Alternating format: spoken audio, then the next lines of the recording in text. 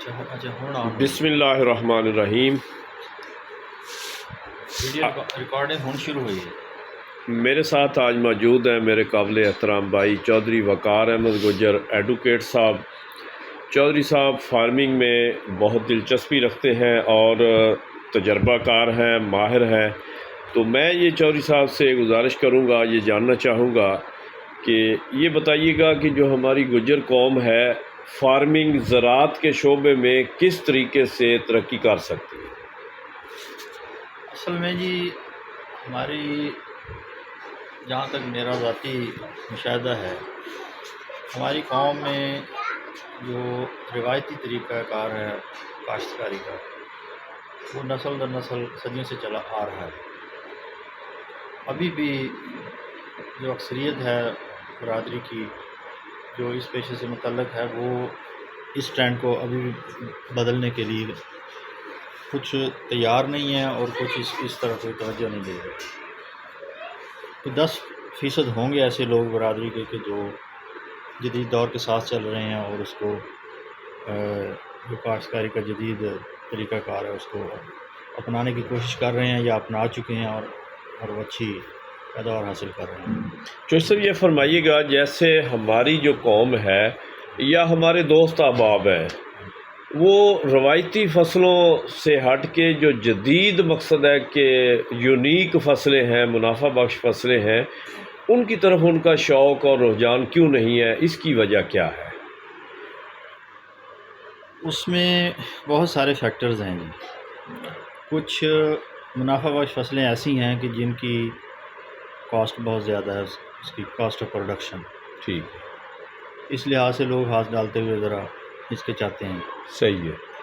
کچھ فصلیں ایسی ہیں کہ جو وقتی طور پہ ان کا فائدہ ہوتا ہے، لیکن بعد اس کا زمین میں جیسے تیل دار اجناس ہیں، ٹھیک ہے۔ ہمارے بہت سارے کسان کہتے ہیں جی تیل دار اجناس ہم زیادہ مسلسل کاشت نہیں کرتے تو وہ زمین کمزور ہو جاتی ہے۔ صحیح ہے، اس طرح کے فیکٹرز وہ سوچتے ہیں۔ صحیح ہے۔ تو میرے خیال کے مطابق تو کوئی بھی فصل جو ہے نا جی وہ کوئی مطلب وہ نہیں ہوتی، کیا اسے کہتے ہیں، آپ نے کیا لفظ استعمال کیا ہے؟ مقصد یونیک فصلیں، منافع بخش فصلیں۔ میرے خیال میں تو یونیک یہاں پاکستان میں تو کوئی نہیں ایسا کنسیپٹ ہے۔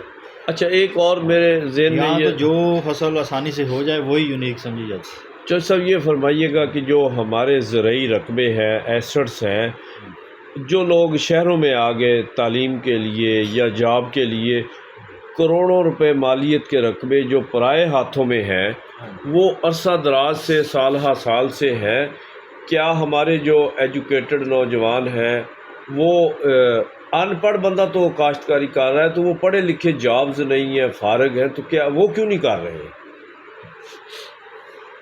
اس میں ایک معاشرتی تھوڑی سی آ جاتی ہے بات، کیونکہ ہمارے معاشرے میں جو آج سے کچھ عرصہ 40-50 سال پہلے جو دور تھا، اس میں شرح خواندگی بہت کم تھی۔ صحیح۔ تو اس وقت جو پڑھا لکھا آدمی وہ لازمی طور پہ غیر کاشتکار پیشوں میں چلا جاتا تھا، ملازمت میں اور دیگر۔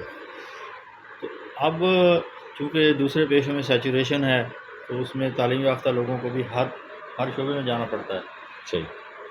اسی طرح ان کو ہر شعبے کے ساتھ ان کو زراعت سے منسلک ہونے کی ضرورت پیش آئی ہوئی ہے، لیکن کچھ لوگ تو اس کو اپنی کسر شان سمجھتے ہیں ویسے کہ بھی میں نے تعلیم حاصل کر لی تو اب میں کاشتکاری کیوں کروں۔ صحیح ہے، کھیتی باڑی کو عیب سمجھتے ہیں، ہاں جی، شان میں گستاخی سمجھتے ہیں۔ یعنی وہ ایک معاشرتی ان کے ذہن میں ایک بیٹھی ہوئی ہے بات۔ چودھری ہیں، ہاں، کہ لوگ کہیں گے جی پڑھ لے کے منڈا حال بوندا پھردا۔ ٹھیک ہے۔ تو ایسی بات نہیں ہے، اب حال وہ والا حال تو نہیں ہے جو پہلے حال ہوتا تھا، اب تو حال بھی مشینری ہے نا جی، بالکل جدید وہ مشین۔ طریقہ کار۔ لیکن میں نے ایسے لوگ دیکھے ہیں اپنی برادری میں بھی اور ویسے بھی کہ جو مقبول حد تک تعلیم یافتہ ہیں، میٹرک ہیں، ایف اے ہیں، بڑے اچھے دستخط کر لیتے ہیں انگلش میں سارا کچھ، وہ بیچارے محنت کرتے ہیں، کاشتکاری کرتے ہیں۔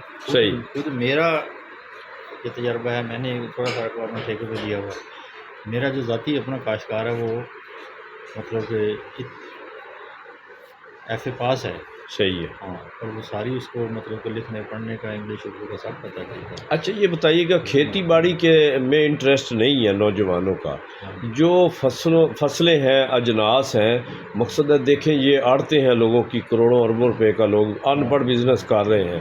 تو اس میں بھی میں نے یہ دیکھا، ایک سروے کیا، جو محسوس کیا، تو اس شعبے میں بھی ہمارے لوگ بہت پیچھے ہیں، دلچسپی نہیں لے رہے.